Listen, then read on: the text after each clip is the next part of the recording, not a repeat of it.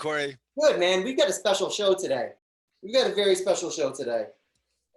Today we are talking about the launch of your brand new book, Loving Completely. Yes. Oh, this is exciting, man. I'm excited. It's exciting for many reasons. I mean, not only is it yet another awesome book by Dr. Keith Witt, but it's also the first book that we've published on the Integral Life Publishing imprint.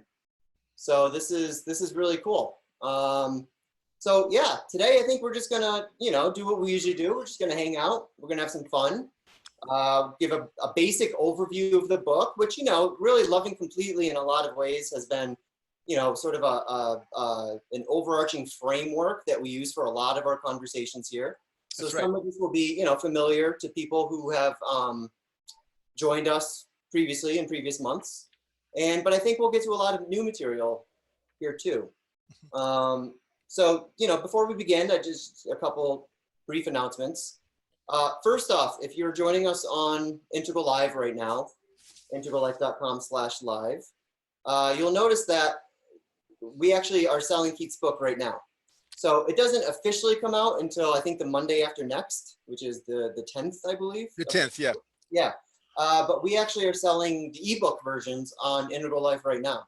So if you scroll just below the video player on Integral Live, you'll see 3 options.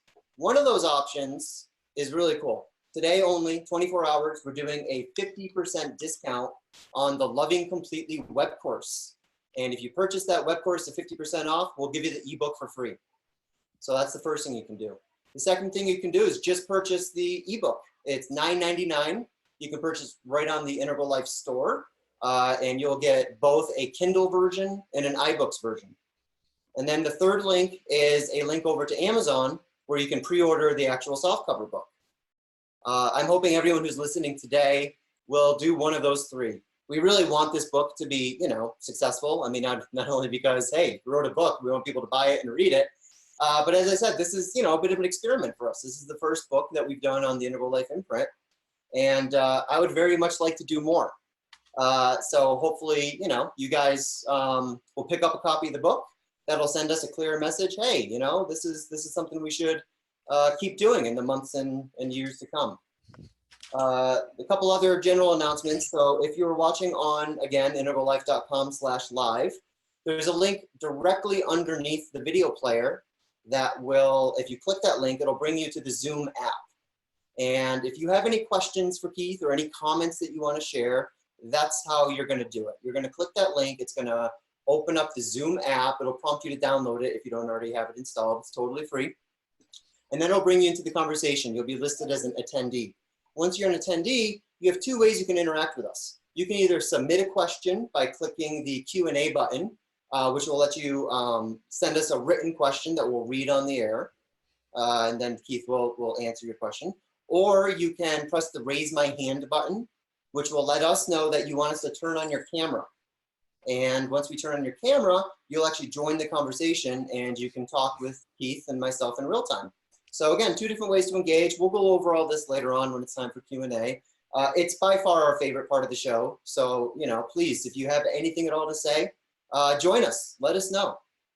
Other than that, Keith, congratulations, man. I'm super happy for you. This book turned out absolutely gorgeous. From the cover to the last page.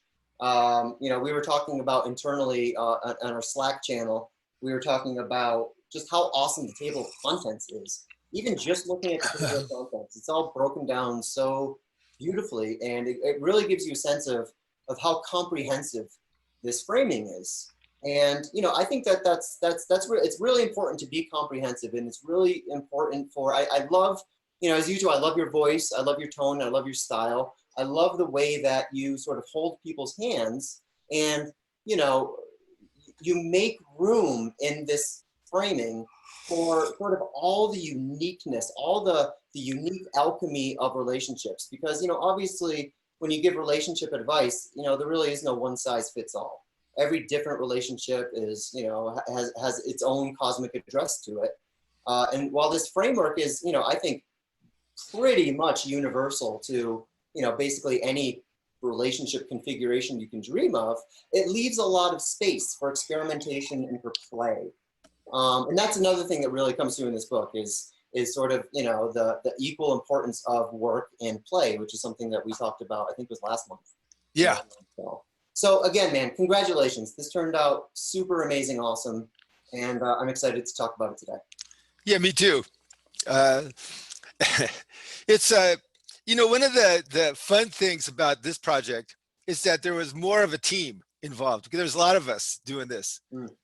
And intersubjectivity is a magical thing. You know, it changes us. It challenges us. And, you know, it was a challenge to write this book.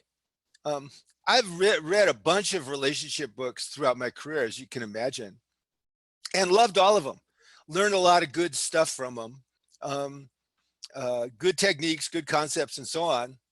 And it really caused me to think a little bit, well, how come there's so many problems? How come there's so many miserable relationships when there's so much good information, there's so much good data in the world? And so what can I add to that? How can I change? How can I write a book that's different in a particular sense that has more of a chance of addressing what stops people from changing? One great thing about Integral is Integral looks at a lot of different perspectives simultaneously. And one perspective is, how do people learn? And how do people actually relate and love? And how much of that is influenced by the drives? How much of it is influenced by the evolution of consciousness and of culture? How much of it is influenced by what we want and by other kinds of cultural variables? And as it turns out, we're influenced by all those things. So, okay, what do we do? How can we learn to love better?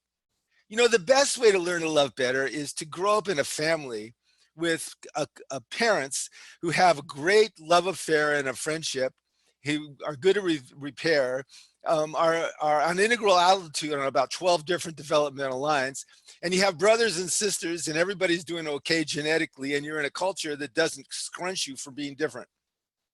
That's the best way to learn relationships, I think. You know, you really can't put that in a bottle. Yes, can't do that.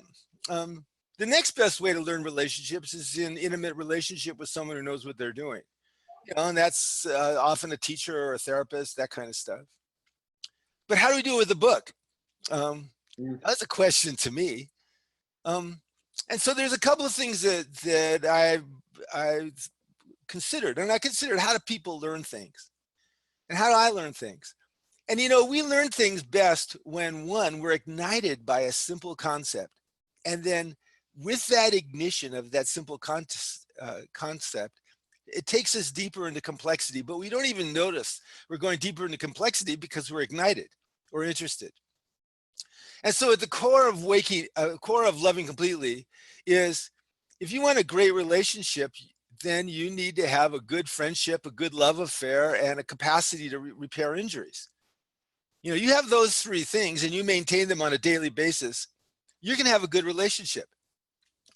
Now, that's pretty important. It's important because we're a pair bonding species. It's also important because in every happiness survey that's been done, the number one thing associated with happiness is I have a great relationship. Primary relationship, then family relationship, and then other relationships. And in all my books, I've always taken the position that everything is relationships all the time, relationships with ourselves and with other people. But this is the first book where I've really zeroed in on, okay, you know, there's the pair bond relationship at the center. Let's focus on that, and then spread outward from that into other relationships and inward into the various relationships with ourselves. So, okay, love affair, friendship, quick repair, fine. How do we do that? And that's where the core of loving completely comes. How do we access our own inner wisdom? Because the problem in relationship often is when we need to be different, most we're stressed. And when human beings are stressed, they don't want to be different. They want to go with their habitual responses, often defensive responses. This is one of the reasons we can learn an awful lot about relationship. And then, you know, if somebody calls us, if our lover or our husband or our wife gives us a hard time, all of a sudden we're acting like we're 3 years old. So What do we do about that? Well, I organized this around 5 questions that you ask yourself about other people and about yourself. It reflect 5 core dimensions of love. And everybody who's been on, listen to these podcasts knows what they are, but I'm going to repeat them. And these are the 5-star questions. And they're specifically questions. And the reason why they're questions is because when we ask ourselves a question, we're opening up a channel into our adaptive unconscious, what I call our shadow. And there's a lot of information processing that goes on, and there's a lot of wisdom that goes on. And when you ask yourself a question, you get an answer. And I want to encourage people to ask these questions and to open up these channels until after a while, their nervous system has learned to attend to these dimensions, just like you attend to whether somebody's got blue eyes or brown eyes. And the 5 questions are, is there erotic polarity between me and this other person? That's the first star. Second, does this person maintain their physical and psychological health? The third person is, if we are in a relationship or we're in a relationship and there's conflict, would this person be able and willing to do what it takes to get back to love? The fourth one is, would this person show up appropriately for a child or a family member? And the fifth one is, does this person feel a sense of appreciation and admiration for what's sacred to me? And did they have something larger than themselves that's sacred to them? If we go through life asking ourselves these questions about other people and asking these questions about ourselves, are we demonstrating these 5 characteristics at any given time? We begin to open up to a lot of wisdom. And again, these are simple questions. If we practice them, these simple questions then lead us into being interested in more complexity. And any one of these things opens up into volumes of social research, clinical experience, and practical practices that have been shown to help people love better. And, you know, we have a culture that makes it difficult, frankly, to have a great relationship, even though this is a culture that talks about love all the time and romance all the time and so on. But it's a culture that gets confused about a lot of stuff. And so that's how I designed the book. That's how I designed the program. And also, human nervous systems don't like to learn new things if they feel unsafe. When I don't feel safe, I'm not much open to new stuff. I'm open to doing stuff that's familiar that makes me feel safe. And this is another great thing about integral understanding. Integral understanding begins with a radical acceptance of the universe as it is, which includes me as I am. And when I have radical acceptance of the universe and of me, that opens me up to new perspectives and new practices. And if I feel secure and if I feel safe, then that gives me a little bit of room to have compassionate self-observation. And of course, when human beings learn, they have to be able, if you're learning something that has to do with interiors, you need to have compassionate self-observation and other observation of others' interiors also, to be able to accelerate that process. And so in most of my books, I have some form of mindfulness. I call it integral mindfulness because it's attuning to yourself and other people from integral perspectives. I encourage people to learn that. I teach it in the early part of the book. And then from that perspective, move into the 5 stars and then just move into your life. And life is complicated, just as you said. And at any given time, we can be from one value meme or another. Something that people don't, I think, generally understand about the spiral dynamics or about the integral understanding of integral address is our integral address is changing all the time. I might have a teal integral address and you tell me that you think my shoes are ugly and all of a sudden I have a red integral address. Now, if I have compassionate self-observation and notice that, I cannot let that reaction wreck our relationship. If I'm not aware of that, that defensive red reaction will damage our relationship, and people are very, very sensitive that way. And one aspect of loving completely that comes across, I hope, again and again and again, is that we're super sensitive to each other. And that sensitivity matters. And with that sensitivity comes a sense of responsibility. since other people are sensitive, my sense of responsibility is to have a position of wanting to nourish their development and be aware that people get injured. If I shift into some defensive position, and I encourage people to be aware of that also. And that's another central part of loving completely, around psychological health, and then also around able and willing to get back to love. Because, you know, if you want to be able and willing to get back to love, you need to be able to receive influence and be able to consider you have more constructive or destructive perspectives. So anyway, all that stuff went into the book. All that thinking went into how the material was presented. And also, you know, you don't really know something until you enact it, you embody it. And so along those lines, this book, I don't know how many practices it has. You know, probably there's 350, 380 pages. There's probably 100 practices. And each one of those practices is designed to embody one of the core constructs that is being presented. There are practices to identify and enhance your masculine or feminine essence and aspects. There are practices to identify your capacities to maintain your physical and psychological health, and practices to address problems when they come up, and to honor yourself for your strengths, and so on. Because if particularly relational learning needs to be embodied, if we're going to be able to be different in the clutch with an intimate other, we need to embody ideas and practices. And part of that is having a radical sense of acceptance and understanding of our own inner experience and others. Part of it is being forgiving of ourselves and others. And part of it is having a vision of what superior relating is, and be working towards that vision. And really, you know, a subtext of loving completely, anybody who's integrally informed recognizes that I'm really encouraging people in every page to enact a second tier relationship. Create that second tier container. In that second tier container, a lot of things happen. The power dynamics shift dramatically, you know, flex flow. It's hierarchical sometimes when it needs to be, and it's non-hierarchical when it doesn't be. There's a radical acceptance of multiple points of view.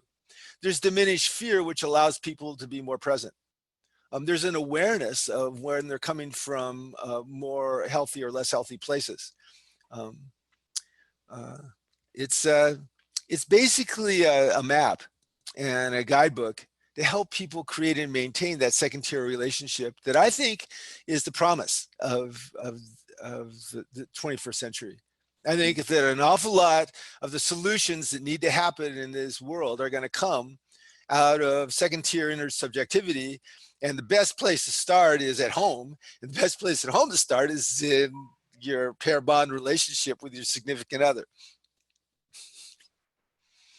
And it really is, Keith. You know, I really, when I'm flipping through the book, I mean, it really does come across as this extraordinary, elegant simplicity on the other side of a whole just shit ton of complexity. I mean, relationships are, you know, some of the most, I mean, they're insanely complex. They get really complicated. Well said. Well said. You know, and again, one of the things I love about this book is you really do hold people's hands, and you suggest a whole litany of best practices to help dislodge people from, you know, from their own habits, their own accumulated habits, and their own, you know, various patterns of being that have been with a lot of us ever since childhood. And it helps us, you know, make those very, very difficult subjects into objects. And more importantly, you know, it's because your book isn't just translative. In other words, you're not just writing a book that's, you know, sort of describing what an ideal relationship says and says, hey, you know, good luck getting there. This is at its core, it's a powerfully transformational book. You know, if you right from the very first page, if you and your partner, or even you by yourself, open up this book and take its contents, you know, as seriously as I think you probably should, you'll feel these shifts, you know, beginning to take place within yourself, and between you and your loved one, basically immediately. And it's, you know, it's wonderful in that capacity. I discovered early in my life, when I decided to be a therapist, that I really love people. You know, I love people. It I seems love important. consciousness. I mean, if I meet anybody who has any intent, any effort, any conscious of wanting to develop and grow, I just feel waves of love for that person. Mhm. And I've seen so many people be so happy in relationship, and so many people suffer. And also because relationships have their own stages, and marriages, as I say in the beginning of the book, we have many marriages, and each one of them needs special attention. And you know, it breaks my heart to see how often people's hearts have been broken. How often things have started out great, they have a great love affair, and they're in the romantic infatuation stage, and one or the other or both of them couldn't make the transition into intimate bonding, Mhm. couldn't deal with the defensive states that came up. You know, it's always broken my heart to see that. And I've, you know, a lot of my life has been dedicated to doing something about that. You know, after my doctoral dissertation finally got accepted, I wrote a book called Teaching People How to Love. I never published that book. I still have it in cupboard in my office. This is a mission of mine, and it's continued, and it just expanded radically after my integral awakening, because integral provides a different kind of scaffolding and a different kind of challenge. Right. If you know, if you look at any page of this book, I'm speaking to red, amber, orange, green, and teal and turquoise Yep. on every page of the book, and I'm looking for techniques and practices and approaches that can appeal to various worldviews. Um, and also helping people understand that there's certain simple things to remember about themselves and the world. One, my relationship is a big deal. I need to take care of it every day. And two, to take care of it, I need to make sure I have a friendship and a love affair and a quick repair of injuries. And that doesn't just mean, you know, not having problems. That means having fun, getting back to play. And three, I need to help my partner do this. And if there's a problem, I'm responsible to take care of it now. Um, uh, One of the things I talk about in the showing up appropriately for a child or a family member is couples in this country are not supported in their love affair when they have little kids. That's the reason I wrote The Attuned Family back, I don't know, about 8 or 9 years ago, just because there's so many. The subtext of The Attuned Family was how to be a great parent to your kids and a great lover to your spouse. And my thinking along those lines has continued to evolve, and that's a lot of what I put into the parenting chapter. You know, first take care of business with your partner, and then use that love and that intensity and that luminance that happens in a relationship where people maintain that sacred intersubjectivity, and spread that out into your parenting. And integral, again, it makes that challenging because integral tells us everybody thinks differently, people develop differently, we are at different developmental stages as adults. How do we put that into how we love each other? How do we put that into how we have conflict with each other? You know, a funny thing about conflict. So say, you know, you typically are at a green altitude, you know, when everything else is relaxed, and I'm in an orange altitude when everything else is relaxed. You know If me you, so well.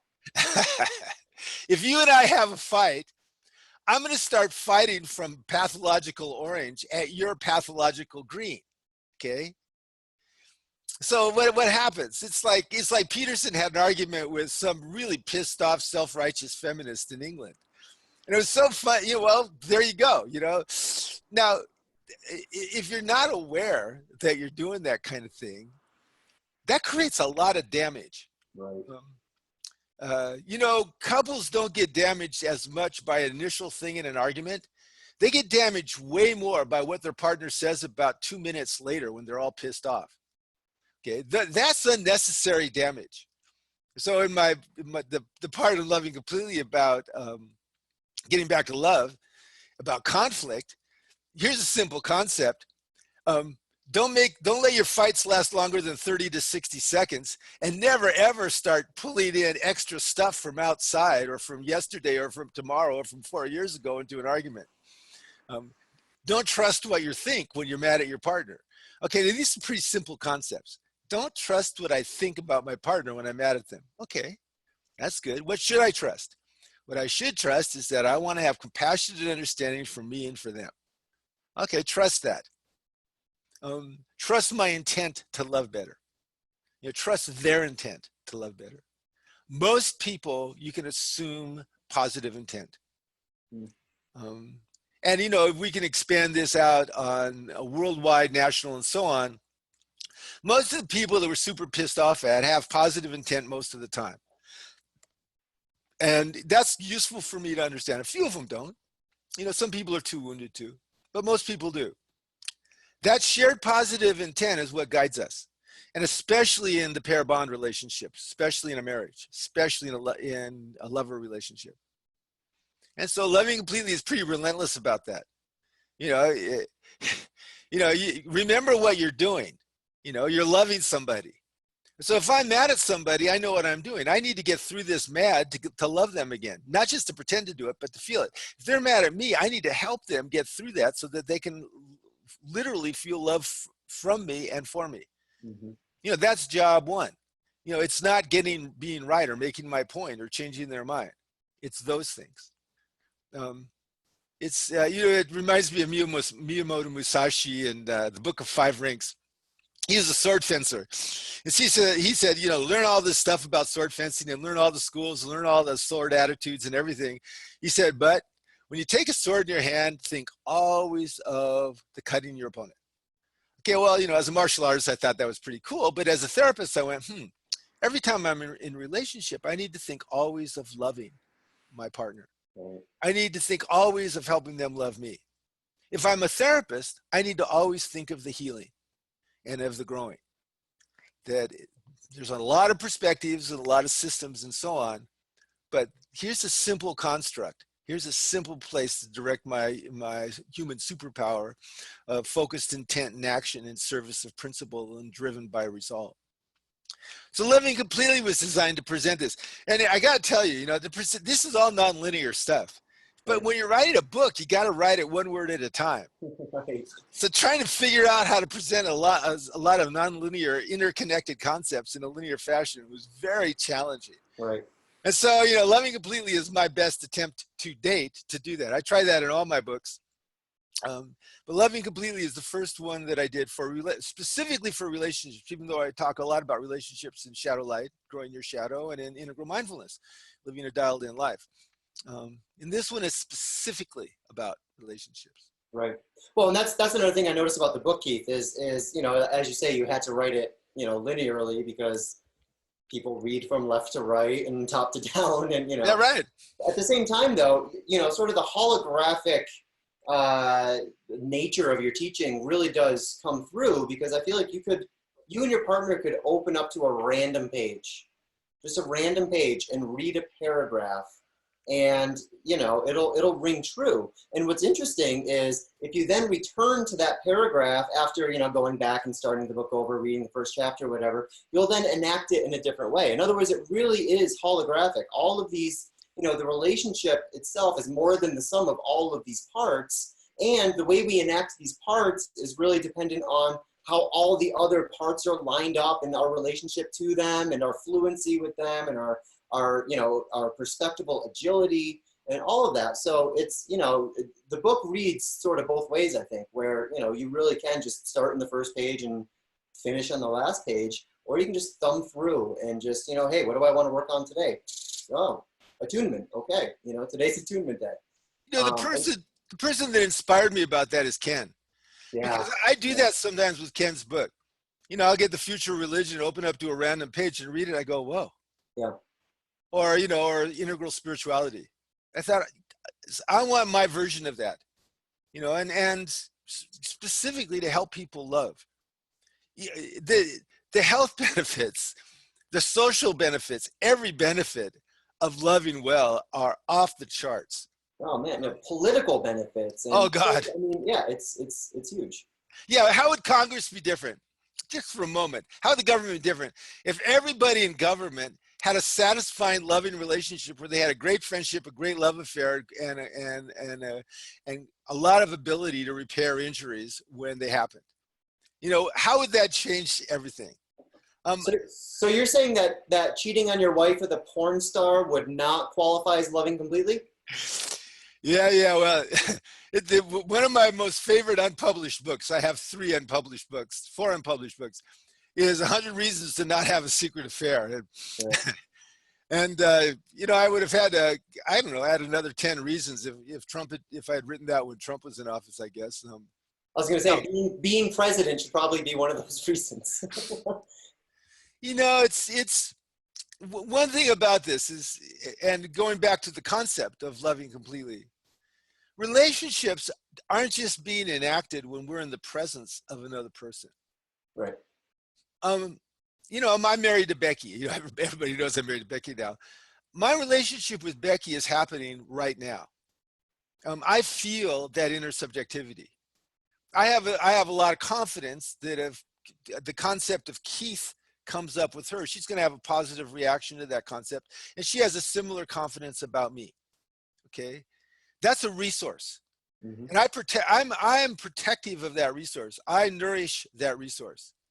One way I nourish that resource is I let her know every time I see her, I'm glad to see her. Another way I nourish that resource is if I have a problem, I resolve that problem so that we're feeling warmth towards each other, because I don't want her to be off someplace imagining me having a problem with her, because then the relationship's being degraded. Right. In an extreme sense, if you have an affair with somebody, and you know, affairs are a whole nother thing. I mean, there's lots of different kinds of affairs, and there's lots of different reasons people have affairs. There's actually, every once in a while, there actually is a good idea to have an affair. There's a few exceptions to the 100 Reasons to Not Have an Affair rule. And if I ever published that book, I would add a chapter about what are the good affairs, the good secret affairs. But mostly, when you have an affair, what you do is you make your partner disappear. And ultimately, when the partner finds out about it and feels that sense of betrayal, whether they're conscious of it or not, they're pretty pissed off because you disappeared them. And that disappearing them, you have to make somebody else disappear, to romance another person. And they don't care that evolutionary psychology says we're wired to cheat if we have an opportunity. You know, that is not an adequate argument if you get cheated on. I know that because I've observed people try to use that argument with no success. And so one way of not letting stuff like that happen is, one, to be aware of the drives, and especially the sex drives. There's about a half dozen sex drives. There's not just one. And then to never have your partner disappear, to have them exist with a certain luminance all the time. And that is a practice. That's just as much a practice as having a sense of pure emptiness and pure fullness all the time, or of a turiya sense of witnessing everything happening at once all the time, everything. Okay, well, intersubjectively, that's our love exists all the time, and you exist all the time for me. In the Boston Change Study Group calls that the narrative of the other. You're aware of the other's life, and they're aware of yours. Okay, so that's one of the things I emphasize. And you mentioned habits. I have 3 or 4 chapters on habits. Why? Because 60% of what we do, or 40 to 60%, depending on who you talk to, is habitual, and that includes relationships. And we habituate in relationships. We habituate to our partner no matter how wonderful they are. Now, we can change that habituation in the same way that Tibetan monks change their relationship with the present moment. For instance, if you take a bunch of normal people and you sound the bell like this, that's what I use to energetically clean out my office between sessions. Everybody will have a certain part of their brain light up when they hear that bell. Okay, you keep doing it, and about 30 or 40 times later, people who aren't meditators, they start having less lighting up. They've habituated to the bell. With long-time Tibetan meditators, the 100th time that you hear the bell, their brain lights up the same amount. Every single time, it lights up as if they're hearing it for the first time. Okay, fully present. So in a relationship, if I walked on the beach with Becky this morning. If I see her approaching me on the beach and my brain lights up like I'm seeing her for the first time, you know, I'm in love with her, I've been seeing her for the first time in this situation. That's a practice, just like mindfulness is a practice. And Tibetan Buddhism, the practice is a practice. And if we do that practice, we're maintaining that friendship and that love affair and and expanding that ability to solve problems, but also we're expanding them. And there's something very, very sacred about a relationship that keeps getting deeper over time. This is one of the great arguments for monogamy. Not just that we're a pair bond species, not just that we have, in a culture where you have egalitarian standards and principles and practices, you know, equal power around stuff. Not even in a culture where you want a lifetime of development and you have many, many, many things that you want from your partner, more things from a marriage that people have wanted before. We also want our partner to support our personal evolution and to support their evolution. And basically you do that in a relationship by deepening your love throughout a lifetime. And that's a daily practice. And there's a lot of things you can do in that daily practice. I've mentioned 2 or 3 of them so far, but there's, you know, a bazillion others. And that's part of loving completely. And you can't divorce that process from family. That's why the 4th star, this person show up appropriately for a child and a family member, or would I, is a big deal. Because a lot of us have children, and then that has to be integrated into that larger framework and that deeper intersubjectivity. And as integralists, we know that means we're going to have to shepherd children through a variety of complex developmental steps, optimizing their development while we're optimizing the development of the container of our family. That's very challenging, but when you do that right, it's magic. It's beautiful. And at the heart of every family is that relationship between mom and dad, that friendship, that love affair. And that has to be in good shape. That's the center. Right. Yeah, Keith, you were talking about sort of the feeling of brokenheartedness that in a lot of ways has given you all the rocket fuel you need for, you know, your career. I mean, it's one of the reasons why you do what you do and why you're so, you know, skilled at it is as a way to, you know, help others relieve themselves of that pain and that turmoil and that sense of brokenness. And, you know, one of the statistics that you surface in the book that, you know, really hit me in the heart and, you know, made me feel brokenhearted is when you say, why is it that 40%, 4 out of 10 of US adults report chronic loneliness, and 60% of the self-reported lonely people are married and live with a spouse? Yeah. That's heartbreaking. It's absolutely heartbreaking. To be surrounded by your loved ones, by your family, and to still feel that separation and that isolation and that really that lack of fulfillment. And so much of this does come down to fulfillment. And this was, you know, one of the questions I had for you is, you know, you had mentioned earlier how when you were writing this book, one of the things that you took into account is, you know, people have a really hard time learning something that's unfamiliar to them. And in a lot of ways, that's what relationship work is you're working with a partner to explore some uncharted water that exists between you, so that hopefully at the end of the day, you can, you know, arrive on the other shore and both of you feel more fulfilled than you did before you begin the process. But it seems like, you know, it seems to me anyway, that a very common relationship trap is, you know, we're already very familiar in a certain sense with the current state of our relationship, regardless of how fulfilling it is. Even if it's unfulfilling, that unfulfilling relationship is familiar to us. That's right. And the idea of taking that, you know, unfulfilling but familiar relationship and evolving it, you know, sort of trying to push it forward into those unfamiliar territories, that can be scary for people. So, you know, in a certain sense, it's almost like, you know, that familiar lack of fulfillment is more comfortable than taking on an unfamiliar step towards more fulfillment. Yeah. And that's, you know, I think my sense is anyway, that is actually what's kind of preventing a lot of couples from taking that next step, because that next step is scary. Transformation is hard. It's messy.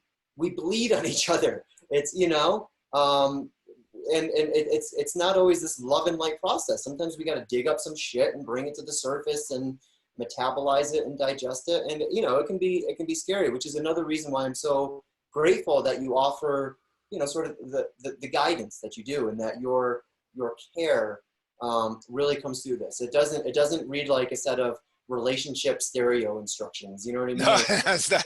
It's not like IKEA furniture or anything like No, that. no, it's not There's IKEA. mission here. Well, one of the things that is not as evident in vertical development. Vertical development involves having wider perspectives. You know, Ken is really big on that, on, you know, the whole pronoun thing, you know, of first, second, third, fourth, fifth person. You can take more perspectives. Well, also, that doesn't just happen interpersonally, or it happens interiorly. I have more perspectives that I potentially can take of myself. Okay, now that's a good thing. But now I'm beginning to encounter blind spots and blocks and defensive places in me. Because I'm not run off of habits, and I'm not run off of tradition, and I'm not run maybe primarily off of profit and loss. There's other stuff in there. And that stuff is protected. It's protected by shame. I don't want to look at it, or disgust. Both of them highly social emotions. Everybody has the capacity for shame and disgust, but it's very heavily acculturated what makes us ashamed. So if I have some aspect of myself that I hide from, that's going to limit the amount of intimacy I'm going to have with my partner after we pass out of romantic infatuation and intimate bonding. And because one of our defenses is projection, often I won't blame my own blocked self, you know, from that place. I'm blocking it with shame or with fear or with disgust or whatever. I blame my partner. It's because they're not interesting enough or exciting enough or sexy enough or something. Okay, so that's not just habituation. That's the step forward means I have to go deeper into me as well as deeper into you. And that's a scary process. And at least in this culture, there isn't a developmental understanding about why that is so important and so great. Psychotherapy in the 20th century was all about healing injuries or wounds. You know, it's all psychopathology, and now we heal psychopathology. In a way, it took the positive psychology people over the last 20 or 30 years to go, wait a minute, that's just part of the story. Right. The other part of the story is having fun and playing and loving and sexing and having a great time. Okay. You know, say you're not an alcoholic, you're a social drinker. So how can you drink in a way that's better for you rather than worse? So, stuff like that. And so in a relationship, if you're thinking in terms of I want to solve the problems, yeah, the problems that we want to stop hurting each other, but that's only halfway. The next level is we need to start having fun. We need to start enjoying our conversations. We need to have more radical acceptance of each other and ourselves. So that means having to do the interior work as well as the exterior work. That's why I encourage people to ask themselves those questions about themselves as well as about their partners. Am I able and willing to do what it takes to get back to love right now? You know, am I taking care of my physical and psychological health at this moment?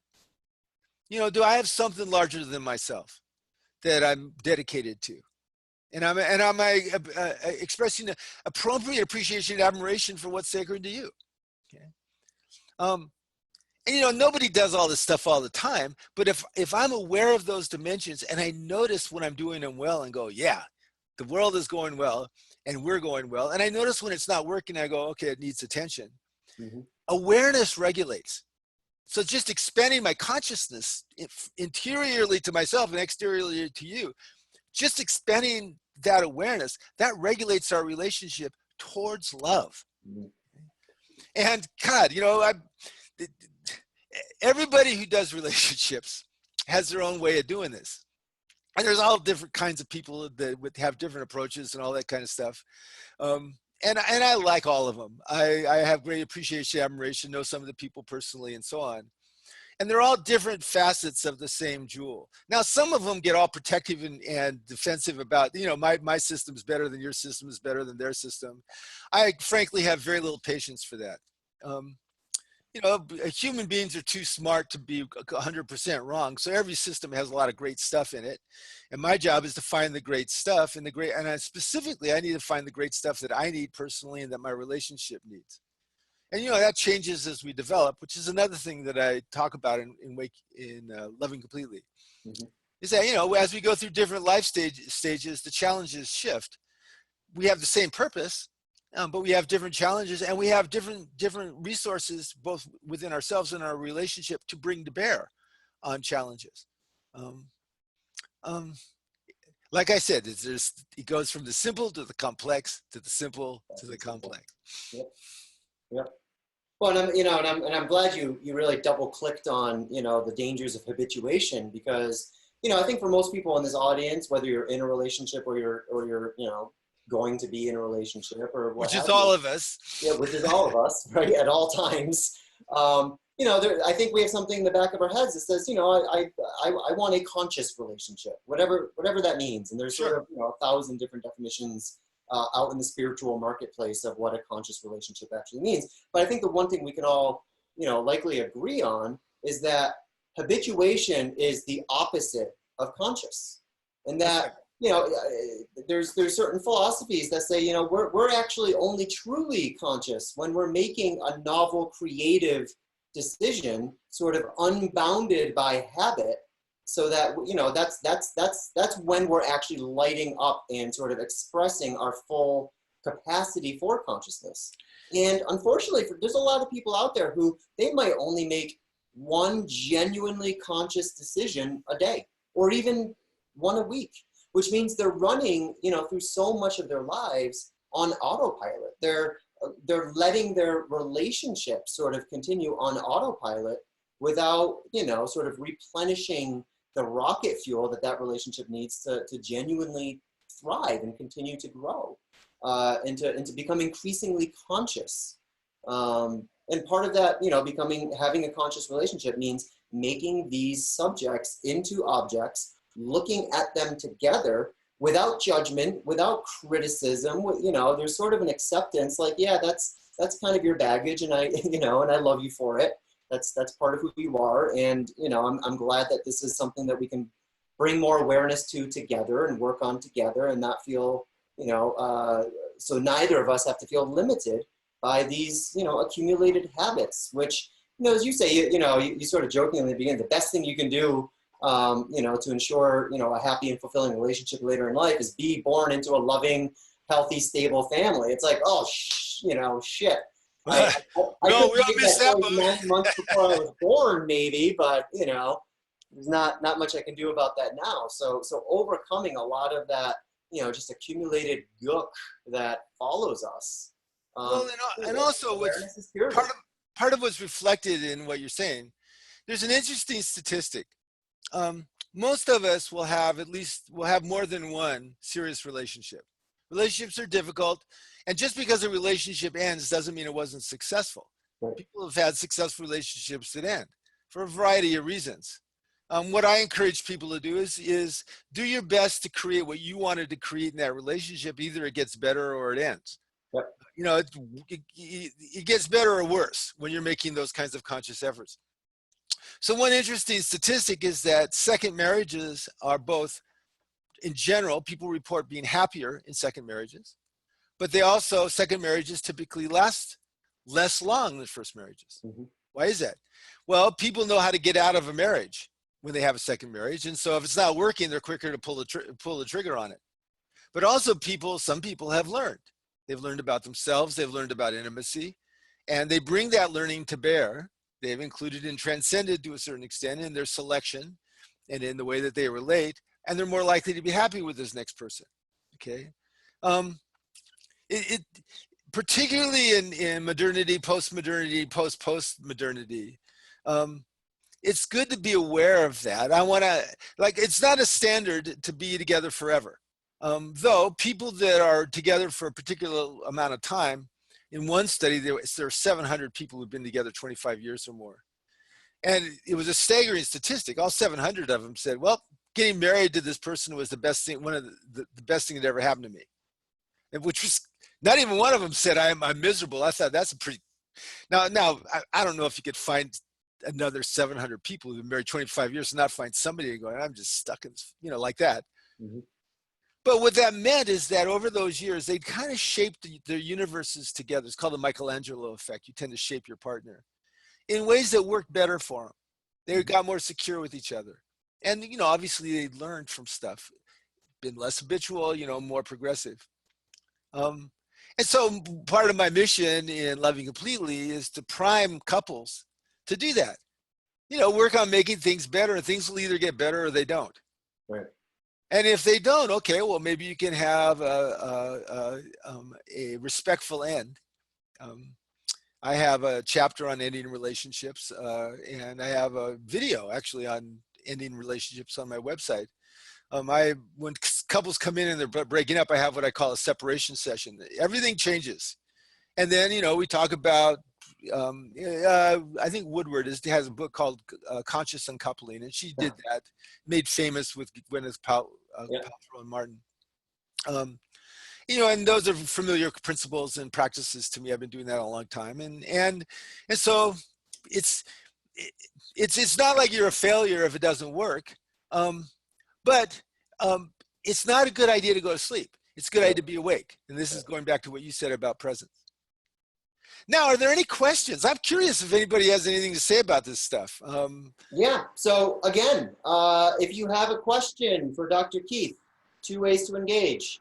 Well, first off, get into the Zoom app. There's a link right underneath the player on integrallife.com/live if that's where you're watching us right now. If you're already in the Zoom app, you got 2 ways to engage. You can either submit a question, a written question through the Q&A, which I'll read to Keith, and then he'll bounce off of, or you can raise your hand. That'll let us know you want us to turn on your camera, and we will, and you can ask your question in real time.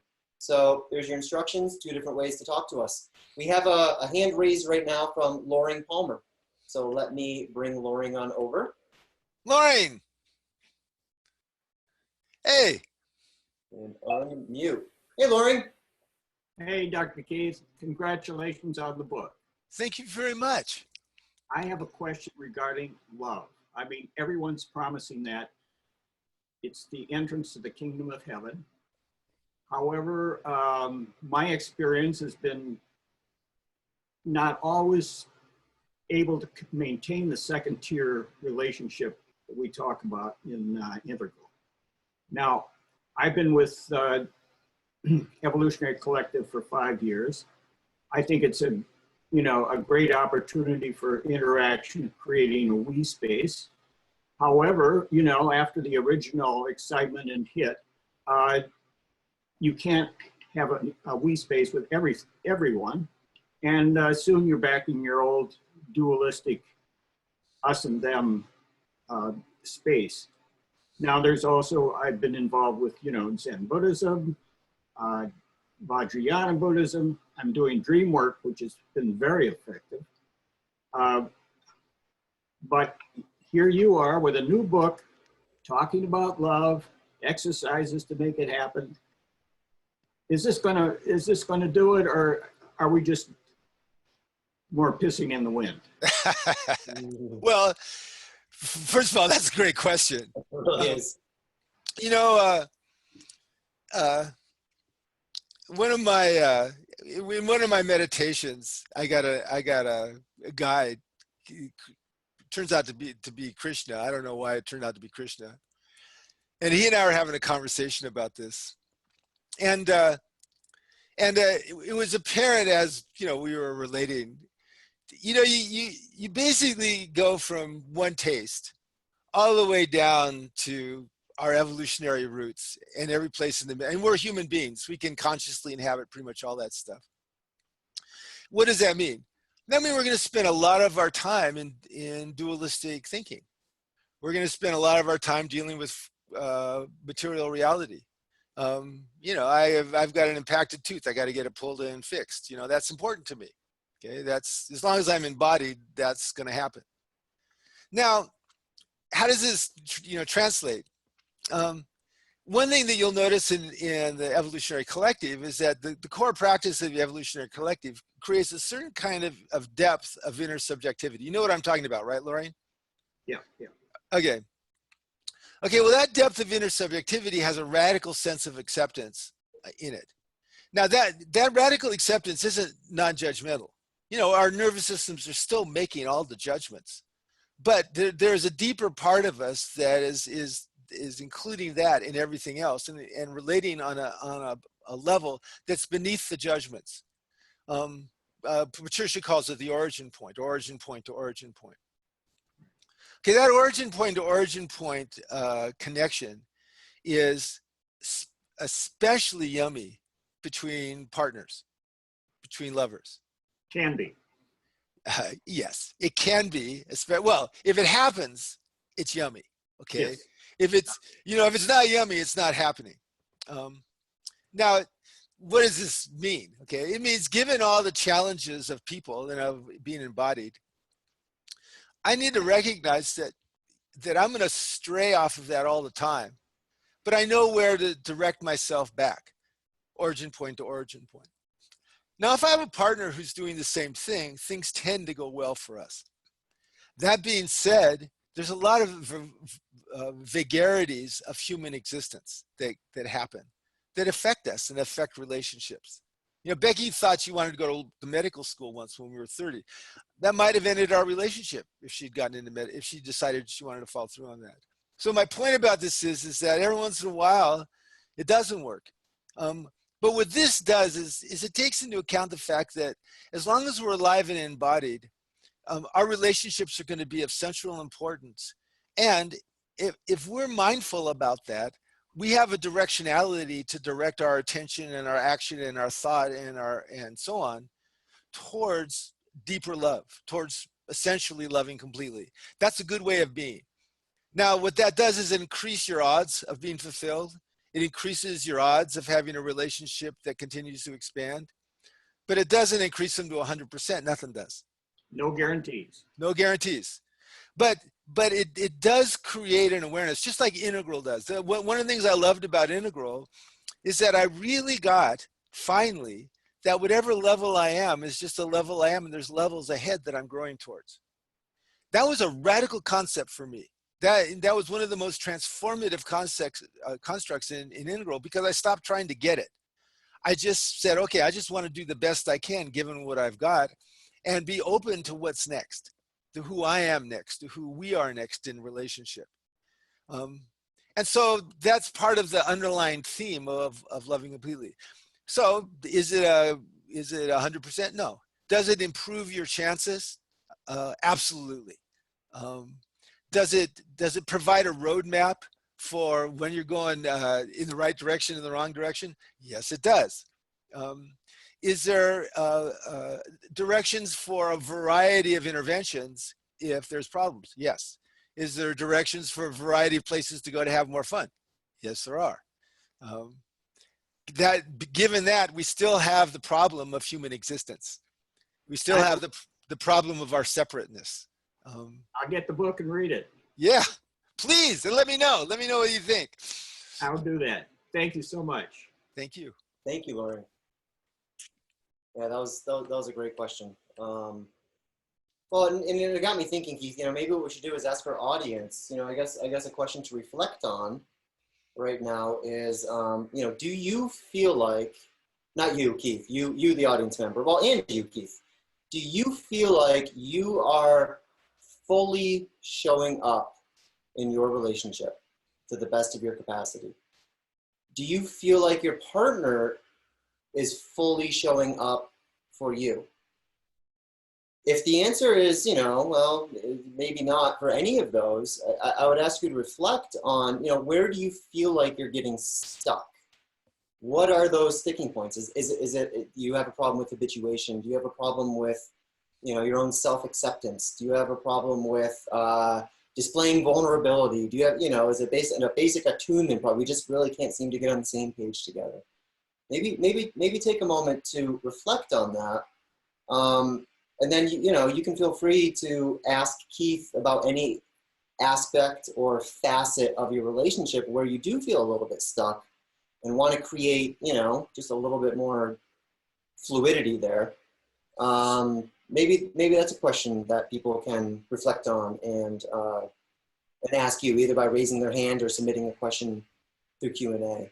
And while they think about that, Keith, let me actually, you know, turn that onto you. Was there was there some part of writing this book that was either, you know, particularly challenging for you on a personal level, or on the flip side, really came out of sort of a wisdom that you discovered through a particular heartbreak in your own life, or you know, some of the turbulence, the very common turbulence that people feel in relationships? How much of your own sort of story can be found in this book?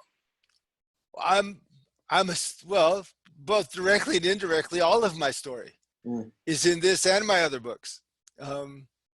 You know, when you're a seeker, you're and when you're a channel, you know, those things flow together. And so, you know, my life has been characterized by fewer mistakes, as I've developed. There's that. Also, I've been influenced heavily by the people I've worked with over the years, and also by other stuff. We're always influenced by our dreams and our wounds, and yes, that influence. And you know, you try to address that, but you know, for instance, I'm more of an individualistic and less of a communitarian person. So there's less about communitarian stuff in this book than there could be, because communitarian stuff is super important for relationships. But I'm not as deep on that. Right. And so there's less of that. You know, and I tried to add some of it because I knew it was important, but it wasn't as natural for me as the more individualistic stuff. Also, there's a question that somebody put in. I'd like to answer it if that's okay. Yeah, please do. Okay, someone asked a question. He and his wife, they're in their 60s, got together 8 years ago, and she developed Parkinson's. And as a result of her Parkinson's, it's limited their capacity to be together. You know, Parkinson's slowly shuts down aspects of your body and so on. And he asked about it. And I think it's a really important question. Should we read the whole question, Keith? Sure, I can read it out loud if you like. Okay, go ahead. Yeah, so what they ask is, I was fortunate to marry my third wife about 8 years ago. We're both in our mid-60s now and have been very happy together. Unfortunately, she came down with Parkinson's about 2 years ago, and her condition has forced a lot of changes on both of us. We've had to give up a lot of the things we used to love doing together. Loving intimacy as we knew it is gone, as she feels that she cannot enjoy being touched, except slightly and for very short intervals. I love her, and I want to have a happy life with her. The challenges that have appeared as a result of this disease have really made it tough for the both of us. Can you advise us on how to be happy with what we have? So this is an important question. Yeah.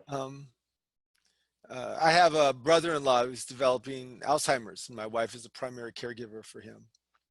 And that's increasingly a problem with neurodegenerative diseases in our culture, and will be going into the next 10 or 20 or 30 years. So it'll be a major health crisis and so on. One thing that at least my experience is, and the research says, is get lots and lots of support and find ways of connecting that feel intimate with each other. But it does involve losses. It does involve stress. It's just very, very difficult. You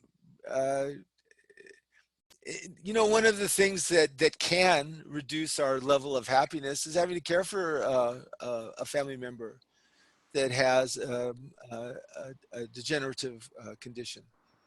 Now, often with Parkinson's, you maintain your ability to think and relate, which is great.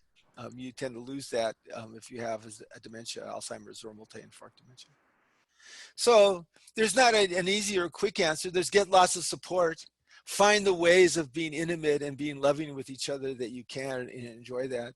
Find the ways of touching that you can, that can feel intimate and even erotic if possible, that you can. It reminds me when I did my sex therapy training once in 1977, 6 or 77, there was this young quadriplegic man, this young man, he was gay. And he only had sensation on the right side of his torso and on, I think, one of his legs. But so he had learned how to make love by stimulation along those those particular spots, and had found lovers who participated with him. And so there's that. But beyond that, that's just very, very difficult. And it's hard in America. America doesn't provide much support for situations like this. And that's a national disgrace and a national tragedy that is very difficult. That's why I get lots of support. And not just support in terms of caregiving and stuff, but emotional support and friend support and that kind of stuff.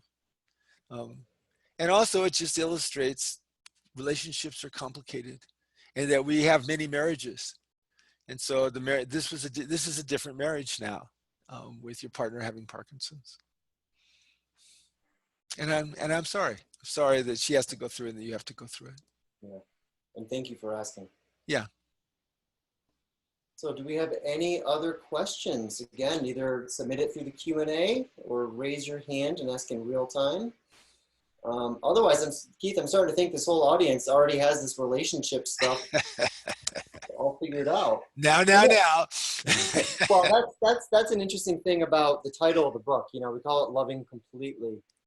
And, you know, I think that there's a bit of subtlety to that notion of completely, right? There is no end state here. There's not going to be a point in time where you're like, oh, that's it, we're complete, right? We've done all the work there is to do. We've done all the play that there is to do. We now love each other completely. I mean, as Ken often says, you know, there's no such thing as full enlightenment, just like there's no such thing as being fully educated. Right. There's always room for more completion, to be more and more and more complete. And this book, no matter where you are on this path, on this journey together, there's more waiting for you. There's more fulfillment. There's more happiness. There's more support.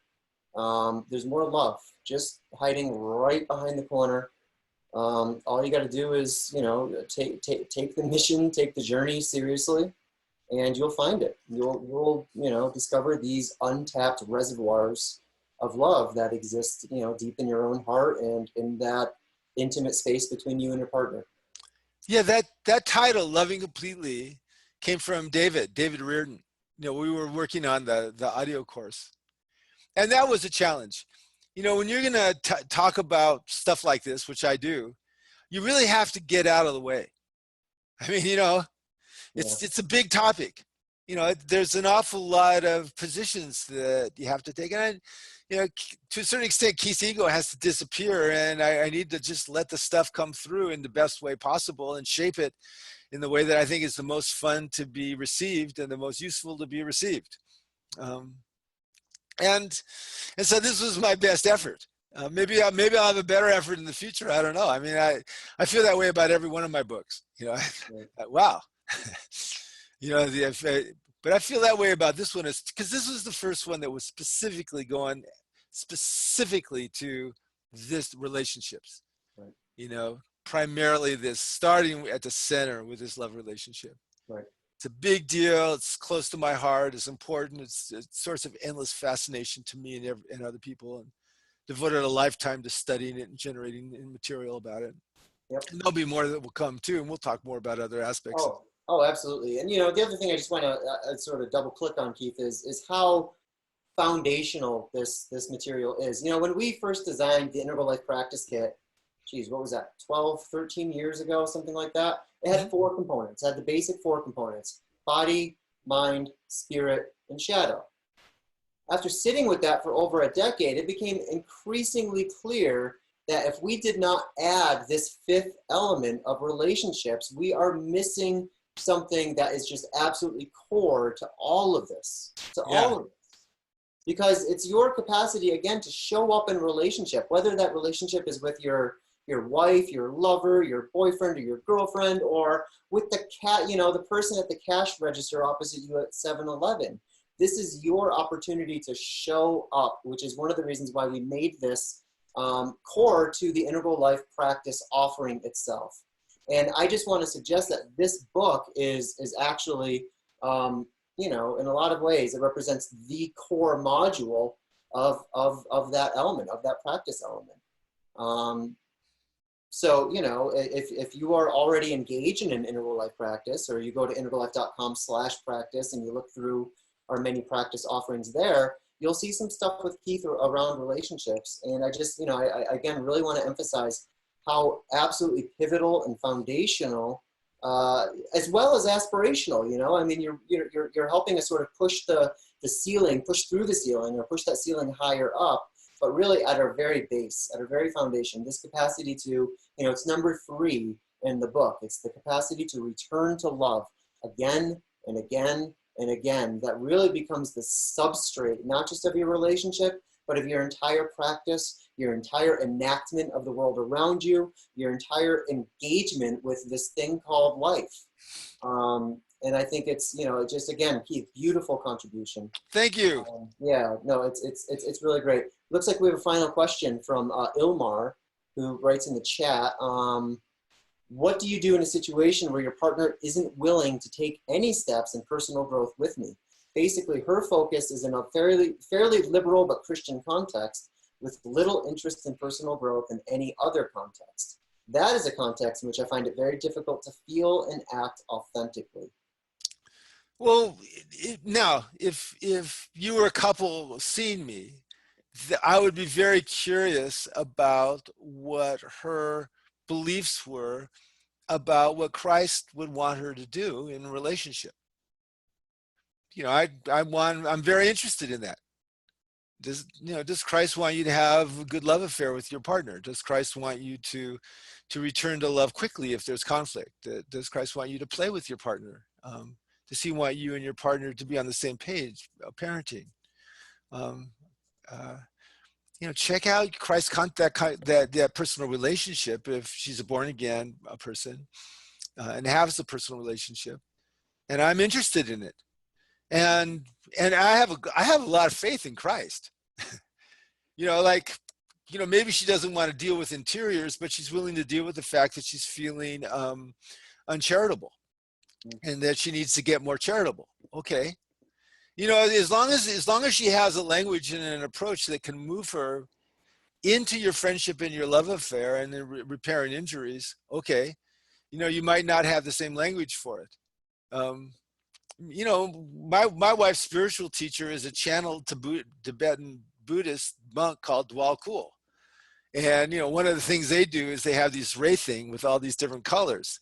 And I've had Becky explain it to me, I don't know, a dozen times. I just can't seem to get the colors right in terms of the rays, in terms of how she thinks about it. But we have an understanding about what we're doing in our relationship. And so that's where I would go with her if you guys came in and were working with me as a couple, and find out where that goes and what that means and so on.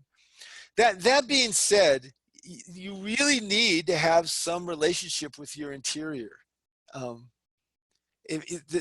Whether it's from contemplative prayer or attunement, which I teach, or any kind of mindfulness-based stress reduction, doesn't matter. There has to be some sense of relationship with your own interiors. There has to be some kind of compassionate self-observation.